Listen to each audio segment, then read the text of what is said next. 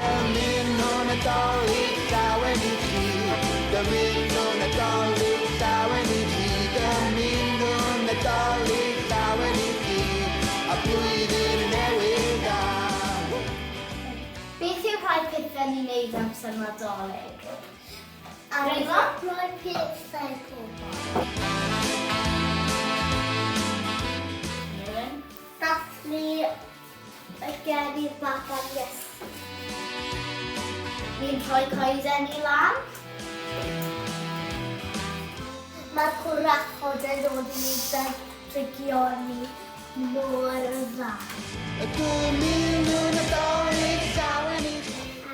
A ni'n agor calendr Adfent.